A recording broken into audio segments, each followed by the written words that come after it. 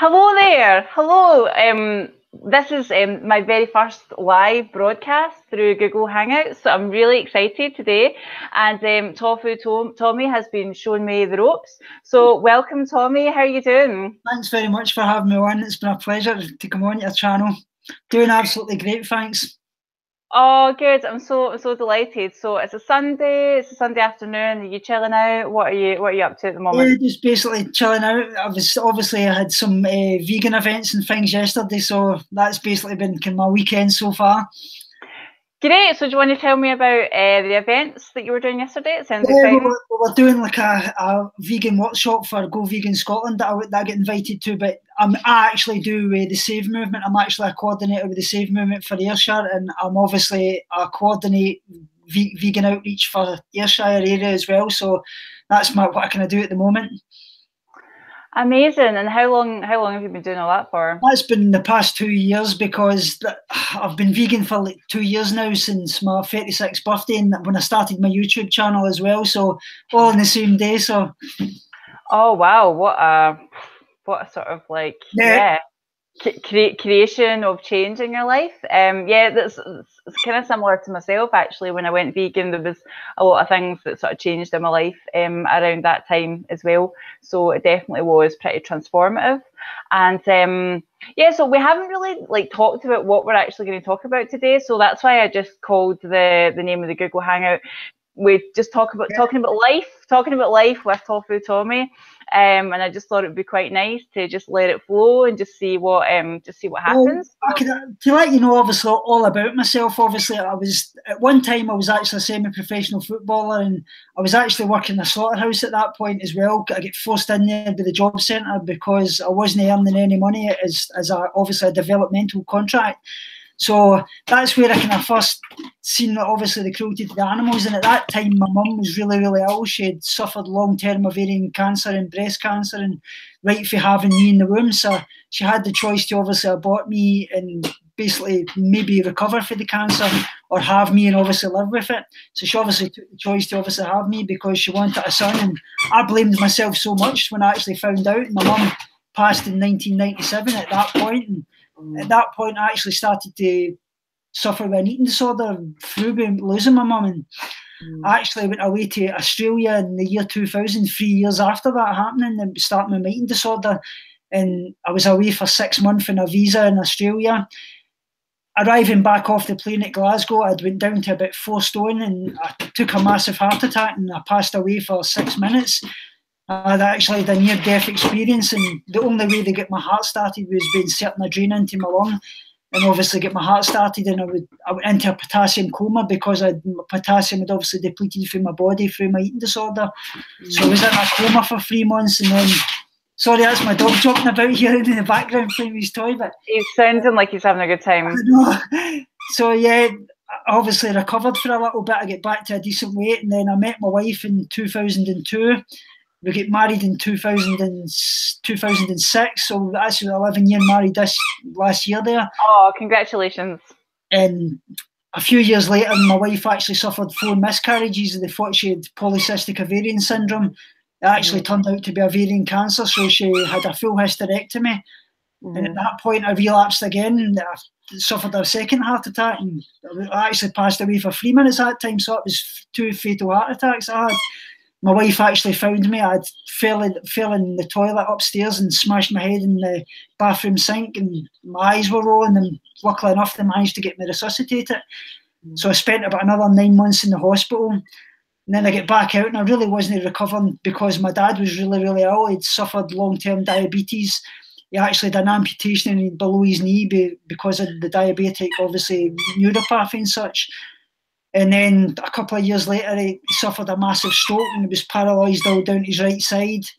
So me and my wife were caring for him. So I never really get better because I was so worried about him. And then the end of 2014, he actually had a second heart attack and stroke, and he was taken into hospital. It was just a matter of time before his heart wasn't really pumping.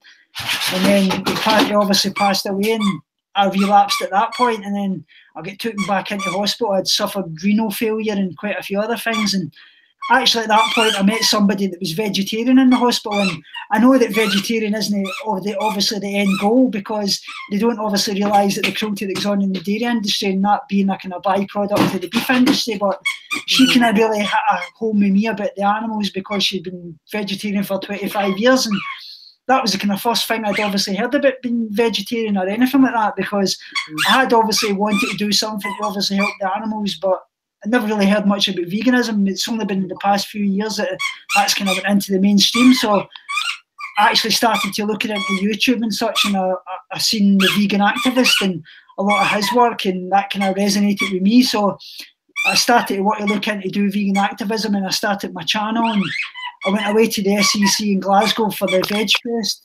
And I met a woman called Lynn Jolly, actually run the Save Movement at that point. And she's got a great website, The Bohemian Hippie, and talking to her, and everything she said just resonated with me about the animals and such. And then that kind of got me into the activism. I started doing Save Movement and all my YouTube channel, and that kind of brought me up to where I am at the moment. Oh, what an incredible story! I knew you'd had, you know, I knew a little bit about your eating disorder and about your sort of mental health recovery, but I didn't know the full extent of your story and everything that you've been through. I feel incredibly grateful to have the opportunity to talk to you, since, you know, there's been 2 occasions where, you know, it was very possible that you weren't actually going to be here, and I'm wondering if those experiences have to, because I think sometimes it's only when we're sort of faced with like death, or we sort of realise that we only have one life, that people start living. And you know, Confucius said, you have 2 lives, and the second life begins once you realise that you only have one. That's it, yeah. And I know certainly, like, for me, I had an experience where I had a kind of realisation, well, this is it, and, you know, am I living the way that I want to live, and am I doing what I want to do? Am I expressing myself fully? And, you know, and I wasn't, so I started to do that, and that's when I started to live much more open-heartedly and started to speak from the heart. And that's why I'm really, really passionate about that, because I think we live too much in here sometimes. Definitely. And we don't sort of connect on a deeper level and really speak how we really feel, the things that matter. You know, like when people get to the end of their life, they often kind of soften a little bit, and I wonder why we don't live our lives like that, why we live with these kind of barricades up. So I love the fact that you are speaking so authentically and just sharing your story so fully and so openly. I think it's really inspiring. Thanks very much. I think it's so inspiring, and I love that. I love that, because I feel that, you know, you can connect with people more when people are showing themselves to you. When you know, we're walking around with these sort of like barriers up, you don't really get to know the real person. Does that make sense? I think it's that kind of thing that people think that it shows a sign of weakness to admit that you're not feeling okay, but it's quite the opposite, actually, because admitting you're not okay actually shows a sign of strength and shows that you want help and you actually want to recover. And sometimes the best thing you can actually just do for somebody is ask if they're okay and just be there for them, because that's the most powerful thing you can do, actually. I totally agree. I think, you know, I think attitudes towards mental health are definitely changing. There's more awareness. The See Me campaign was a great campaign that got people talking about it, because I think in Scotland as well, like we can have a tendency to kind of bottle things up a bit and sort of push things down. And when people ask us, we're like, I am good, thanks, you know, when actually the opposite's often true, and we become masters of this sort of like banter and like, you know, and Scottish people are really funny and all that sort of stuff, but like below that there can be a wee bit of sadness, and you know, we don't always feel, because it's not, you know, you're not supposed to feel great 24/7. You know, like that's not part of life. You know, life has these like ups and downs, some more extreme than others, but you know, it's natural to have these sort of peaks and troughs, and some days never linear, basically. Definitely. So how have you found your sort of like ones of speaking more openly. How have people found that? How have people responded to that? I'm quite interested to hear about that. Yeah, a lot of people have obviously responded really, really great. I mean, I think that probably, especially when I'm doing kind of vegan activism and such like that, I can touch a lot of people because I've actually, with me working in a slaughterhouse previously, and obviously I know a lot of insight that a lot of people don't, and I can touch a lot of people, and with my eating disorder and such likes as well, it's given me purpose in life because I'm all about the animals, and I think that's something that you've got to find in life, and especially when you had an eating disorder, you want to find some motivation in life, and knowing what I'm doing is not only helping myself but helping the animals, which is more than anything. That's been a big part of it. A lot of people have obviously said I've helped them so much, and I think if it helps one person, that's worth it more than anything. Mm-hmm. Oh, that's beautiful. That's really beautiful. And I think I think sometimes as well when we experience difficulties in our own life, sometimes it can give us a greater passion for other people, yeah, including animals. I've definitely, I definitely know people that's been their experience. That maybe like struggling through life themselves has given them a sort of deeper capacity for compassion and caring and feeling. When our hearts are kind of touched, sometimes it kind of opens them. It can open them up a bit more and give us deeper insight, and yeah, we can sort of hold and feel more. That might sound a little bit like weird, but that's definitely been my experience. I think it's as well. I'm obviously I'm obviously a Christian, and that's a big part of it as well. And that's something I kind of struggle with a lot, because obviously the church, they always say thou shalt not kill, and they're obviously preaching all about compassion and love for everybody. But it's something I struggle with when I've been vegan, obviously seeing that, and that's kind of hard for me. But Christianity obviously has been a big part of my life, and is a big part of my recovery as well. And I think So is Christianity, spirituality in connection with God, is that something that has always been present in your life, or is that something? Yeah, that's always.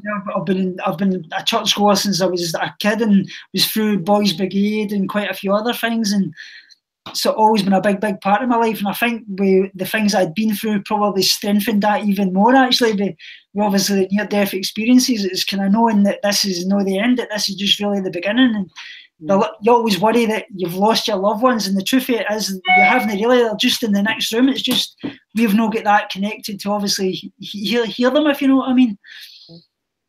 Oh, that's absolutely fascinating. So how did your connection with God, like, or how your relationship with God, how did that change through? Or has that changed throughout your life?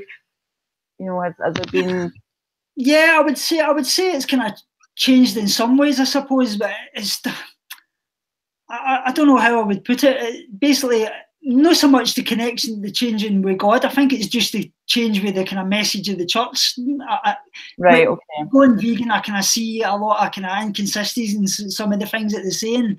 I suppose that's a big part of it as well. It's not so much God. It's a lot of people kind of twist the Bible and what they kind of think to suit them. Especially, you speak to people out and doing vegan outreach, and they'll obviously say things like, obviously the Bible advocates that we should eat meat and such things, but the truth of it is you'll find parts in the Bible that will advocate for both the Old Testament and the New Testament, and it's translated so many times through different languages. And a lot of people kind of use these things as obviously a way to advocate what they want to do, but I think that's kind of wrong. That yesterday, I actually heard somebody saying about the Bible when they were talking about advocating for veganism, and they said that you probably shouldn't, when somebody asks you about the Bible, you probably shouldn't go down that road, because it's going to make it even harder you to get the kind of ethical message across, because it's just going to go into a tirade. So the best thing to obviously say is there's nowhere in the Bible that says that we shouldn't be vegan, because actually in the Garden of Eden, before any sin, we were all vegan, and food and obviously killing animals didn't actually happen until the Great Flood. And in the book of Exodus, such likes, they even advocate slavery and such like. So good parts and bad parts, and the book of Genesis and such likes, and the book of Daniel even says we should live off plants and seeds of the earth. So you're going to find kind of bits in all parts of the Bible that advocate for both types of things. Mm-hmm. Well, I suppose, I mean, because the Bible wasn't written, the Bible's written by many people, so it's different people's interpretation of what God wants or is, or, you know, like, I think people get too caught up in that side of things, what's written down, and taking things as, you know, it says this, but like you say, that it's been translated, you know, and yeah, there's many things that are kind of lost in translation. So that's really interesting to hear your thoughts on that. And I'm also quite keen to hear your thoughts, or maybe some of your experiences about the slaughterhouse. You'd said that that's something. I read a post that you were reflecting on your experiences in the slaughterhouse, and you were contemplating sharing that with people. And I think that's definitely something that I've been thinking about a wee bit recently, because I had a really great conversation with someone who had said that they'd read an article about slaughterhouses, and actually the significant impact that it had on the people working there, leading to PTSD, significant mental health issues, suffering of an impact on not only the relationship that they have with themselves, but the relationship that they have with the people in their life, because they had to sort of almost like shut down their feelings in order to carry out their job. So I'm absolutely fascinated by that, because I think people often think about being vegetarian or vegan in terms of not harming animals, but actually there's arguably a lot of suffering that goes on with the people. You know. Basically the kind of process, obviously what happens in the slaughterhouse, you get in the morning, you obviously put your white uniform on, and you've obviously got a blue hairnet, white Wellington boots, and the overalls obviously to make sure that you've not got any things like pus and fecal matter and blood and such likes, and you actually smell of blood all through the week. It's like 3 hours a day you're washing, like bath after bath, shower, and it stays with you constantly. So my job was to actually go in the morning first thing, and obviously do things like bag the offal, which is the liver, the kidneys, the heart, the tongue, and especially the tongue. Bagging things like that actually made me vomit, and I would go up to the toilets during the day, and I would be sitting there crying, obviously looking into the animal's eyes, and you can see the tears in their eyes, and it's basically like, help me, and there's nothing you can do. And I didn't actually obviously kill the animals, because I was a meat packer, so I'd have to go through to the killing hall to collect things like the offal and that in the morning, so I would see the killing actually happening. And basically what happens is they come down this laneage, which is obviously the lane that they bring them in, then they're obviously shackled, stunned first, shackled, then they get obviously hoisted up, and obviously their throat slit, and then hinds, quarters, things off, and at the end of the process is obviously a veterinary surgeon, which is a bit of a joke, that a veterinary surgeon, somebody who actually think is in there to help animals, but they're actually in places like this. So then they do things like they actually scrape out the anal cavity for things like hepatitis, cancers, and quite a lot of the time they've actually got things like that, hepatitis, cancers, and what they actually do in the slaughterhouse is they just actually cut them off, repackage them, and send them back out to the meat processing plants and things like the shops, the supermarkets, and they'll actually relabel them with different dates to disguise that. So there's a lot of that going on in there as well. But you're in there like 16 hours a day, you're earning absolutely very, very little. It was like £2.50 an hour. One of the times one of the animals actually get out inside the slaughterhouse, so that just kind of shows you what actually the fear that is into their eyes. Yeah. Oh yeah, I mean they obviously know. I mean when you look at like dogs, you look at cats, people have relationships with animals. They have a connection there with them, and you know, animals understand it just because they don't speak in the same language as us. Of course they know, they can smell, they can sense, so it makes perfect sense that they understand what's happening. And I mean, it was just so yeah, I'm really quite moved by the story, the story that you've just told, and I think that's the thing as well. You know, people that work in slaughterhouses, they maybe don't have like great choices in terms of like employment options, and they're sort of being forced into this low wage job. That's That a lot of people don't understand, because the kind of slaughterhouse workers think that we're trying to obviously take their jobs, and we're not trying to do that. We're just trying to give them the option that they've got another occupation that doesn't involve a victim, because that's when it's not a personal choice. If there's a victim involved, it's not a personal choice. And you think of it, there's been like 107 billion people on the planet since the dawn of time. We're killing around 70 billion land animals every year, and around about 2.7 trillion marine animals, like, and that's not including the bycatch. So we're killing like the world's whole blooming population every single year. It's like I see the kind of industry use things like obviously bacon, chicken nuggets. That's all a euphemism to obviously kid us on to actually not get the connection to what that is. It's an animal flesh. It's a sentient being that doesn't want to die, doesn't deserve to die, and wants to live just like me, you, and everybody else. And they were here before us, and they deserve. They've got animals. They've got a family. They love. They can think just like everything else. There's no difference to the dog, the cat, or anything else that we call family to them. Yeah. So I'm thinking about, like, you know, because I think sometimes that people, what am I trying to say? I think sometimes people sort of dissociate from it because it doesn't happen, you know, because they don't see it happening. And I think that's why, like, people like you sharing your experiences about slaughterhouses can be really beneficial. I also think that there's some people that maybe don't connect with that message, that they maybe don't. I'm trying to think how to word this. They maybe don't care about animals. They maybe don't. So like for me as well, actually I first started being interested in veganism because I had a lot of health problems, and what I did was I started researching different diets because I was in a lot of pain. I had arthritis, widespread from head to toe, and I was in a lot of pain. And I was really keen to find something that was going to help. And I asked my doctors if they thought like changing my diet would help, and they actually said no. But what I found was the opposite. When I started researching and I started playing around with it, I was able to discover for myself that eating more fruits and vegetables, not eating animal products was actually massively beneficial to my body, and started to feel a lot better. That's great. That really is.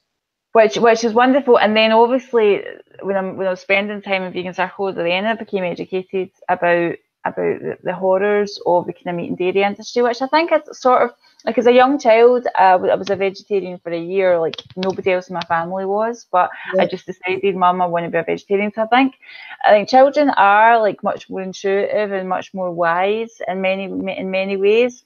So I think maybe in some level that I had like an understanding of I didn't want to cause suffering and harm to like another being.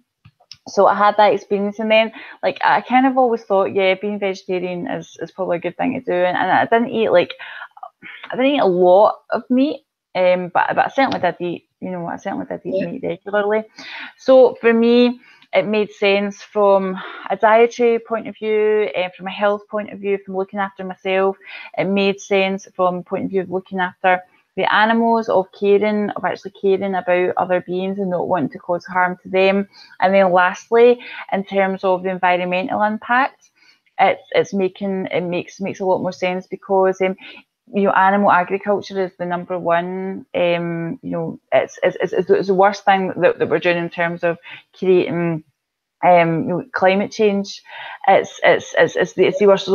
It's worse than all the transport. Animal agriculture creates more carbon emissions than all the kind of transport in the world. I think they say it's like 51% of animal agriculture is actually the leading cause, and people obviously think that transport and such like says it, but it's only around about 12% because it's all the greenhouse gases for the animals. Like I say, you've got all the things like obviously flooding into the rivers and such likes as well. You've got to look at that point of view. So I think what I try and do, because I think sometimes when we think about all these big issues, it can actually become quite overwhelming for people. Definitely. And what I've found is that when people feel overwhelmed, they feel disempowered because they feel like they can't affect change.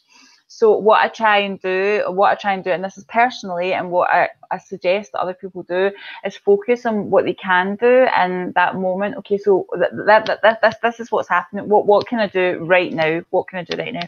Okay, I could start eating less meat, or I could go vegetarian, or I could go vegan. And I think if we can think about what we can do, because otherwise we just become completely overwhelmed. And for me, going vegan hasn't been that difficult, you know. Like, definitely giving up meat, I didn't really, it was really easy, actually. Cheese I had a bit more of a struggle with, you know, but like I was always moving towards that. So I didn't go vegan overnight, but I'm here now. I did go vegan overnight, but I don't know if it was a lot easier for me. I'm not sure, but like I say, very, very few people can do that. But like you're saying, a lot of people do have a problem giving up cheese. And I'm kind of torn in the thing that they say about, obviously, the case of morphins and such like has been addictive, because I don't feel that's probably true. I think really more than anything, it's really a craving, because a lot of people have obviously do a lot of vegan advocacy have said to me in the past that vegan education has really only been kind of the mainstream for the past 3-4 years, 5 at the max. Mm-hmm. So we're learning all the time about these kind of things. But I think more than anything, it's a craving rather than addiction, more than the kind of cheese side of things. Mm-hmm. I mean, yeah, I'm not sure. I mean, I suppose it would make sense that it has some sort of addictive quality, because it's made so that young baby calves can turn from small calves into great big cows in quite a short space of time. So the fact that it has something in it that the cows want, I'm not sure, and I'm not sure. You know, maybe there's no point in us sort of like debating that just now, because we're obviously on the same page about other things. So I'm not sure whether that's the case or not. But certainly, what is amazing is all the vegan cheeses that there are now. It's amazing. There's like vegan mozzarella, vegan smoked cheese, vegan cheddar. You know, the list is kind of endless. Which I have vegan parmesan, which is amazing, you know, like it's great. The kind of growth's been exponential, really. So there's vegan ranges everywhere now. There's never been an easier time to be vegan. I remember. It's going to get a lot. It's going to get a lot easier. Like, even in the supermarket aisles, the free-from range, the dairy-free, is getting longer and longer and longer. Because it used to be you would have to go to maybe like health food shops or special shops to get vegan cheese, but now you can buy it in the supermarket. Isn't that amazing? That's it. There's not, even like I say, 2 years ago when I first went vegan, there wasn't half the products that there is now. There's everything. Vegan ice creams, you've got vegan cheese, you can get vegan pizzas. You don't need to be, like I say, at the end of the day, a lot of people say, oh, you shouldn't be vegan if you're eating vegan junk food. At the end of the day, eat what you want, but at the end of the day, as long as you're saving animals, that's what it is. Veganism's not a diet, it's a lifestyle. It's a social justice movement. It's about saving animals, and that's what it should always be. Yeah, I think so. Yeah, there's a difference between adopting a plant-based diet and having a vegan diet. A vegan diet is more focused on the ethics behind it. Plant-based diet is perhaps more focused not on the health of eating a whole plant foods diet, which is massively healthy as well. But I think it depends I suppose what reason people have for actually eating that way, or living their life that way. Because obviously, if you're doing a plant-based diet, that wouldn't include things like having leather shoes, or, you know, that type of stuff. The kind of thing, obviously, is the best way to do it is kind of like, if you can imagine it, getting your own house in order first. Like I say, get rid of the meat and such likes, start building on, obviously, getting the dairy out, and then obviously look into things like obviously your household products, your clothing. Try to get all the kind of main things in place first. For like you said earlier, focusing the one thing to start with and then build from there. Definitely, because when I was new to it, I was like, oh my God, I need to think about this and I need to think about that. And it became a bit overwhelming. So I just like focused on that. Okay, I've got that sorted. What am I going to do next? And I love that there's so much support. And like I found the vegan community really helpful actually for sort of reaching out and people encouraging. And I think the more and more we're growing, the more and more support that goes out there. And I think that sort of normalizes it as well, because I think that's vegans, you know, perhaps in the past were seen as weirdos or extreme or whatever, whereas I think more people are definitely coming around. So I definitely think there's like a shift and a change, and perhaps we're not maybe viewed in the same way. I mean, years ago, I remember I worked with a guy. Oh God, must have been about 20 years ago. No, maybe not 20. Maybe about 15 years ago, and he was vegan. And I thought, oh, that's weird. That's a bit weird, isn't it? I thought, God, I mean, you know, I said all the usual things like, what on earth does he eat? And for me being vegetarian, I was like, oh well, that makes sense, yeah. But for some reason, vegan, I was like, that's really strange. But now here I am. So that was Robert Burns at Childline, to give him a wee call out. Robert Burns, great name. So he he was probably the first vegan that I've ever met, and obviously had an impact. So there you go. That's what I said, and especially at the moment, vegans are being portrayed as being very, very extreme and such like, especially in the media. So that's why I think more than anything we need to be. It's all about compassion, love, and empathy. Like I say, you don't change the world through hate and such, and it's quite hard because a lot of people are comparing things like, obviously what the action is that it is, obviously we know it is murder and it is rape, but at the same time, laws that apply to obviously humans don't apply to animals, so you can't really use those kind of words, because at the end of the day, I think using those kind of words actually closes the discussion off. They just blank, and you've lost the conversation. I think it's the worst thing that anybody can do. I think it's easier though. See if you're, sorry to jump in there, I'm getting a bit excited, but see when you really care about something, you're really passionate, you're like, oh my God, I can't believe I've been doing all this for this length of time, and I really want to like share and help other people, but it can't. I mean, I've definitely been guilty of that, of being a bit like telling people what to do. So if anybody's watching this and I was like that with you, I'm very sorry. But you know, it has been through a place, coming from a place of frustration, feeling disempowered, wanting to change things, wanting to help, and those were the kind of motives, and perhaps I haven't always delivered it in the most compassionate way, and for that I'm sorry, and I don't that's not how I want to do things, and if I do that, I do apologise. But it's really, really important that we do think about these things, because it is affecting us individually, it's affecting the animals, it's affecting the planet, and it is really important that we take time to really think about how we're living our life. Like, you know, the things that we do in life do have an impact. You know, they do have an impact, and whether we don't see the impact, it doesn't mean it's not happening. So I think there's definitely a lot to kind of consider with all that. But yeah, I think different people have different ways of spreading the vegan message, and I've certainly been involved in conversations where it's like, no, this is the right way to do it. No, you need to do it like this. But actually, what I think needs to happen is that we find our own authentic way of expressing what feels good for us. So if it feels good for you to stand at a demonstration, that's great. If it feels better for you to maybe make some vegan cakes and share them with people at work and say, hey, have you tried this? This is really tasty. I think we need all of that as a movement. That's exactly what I was going to say. People get this kind of impression, and certain vegan activists even say it, that you're not a vegan activist unless you're standing outside a slaughterhouse. Well, you don't need to be, because there's so many different talents. We've each got our own talent, and we can spread the message.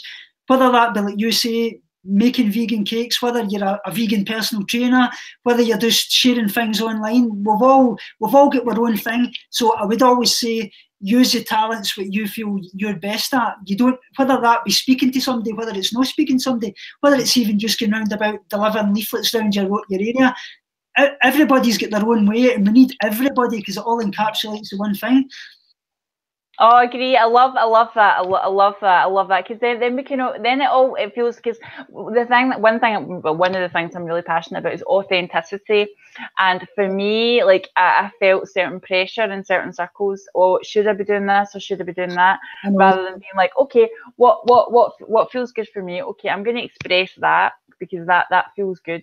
That feels right. That feels authentic for me. So.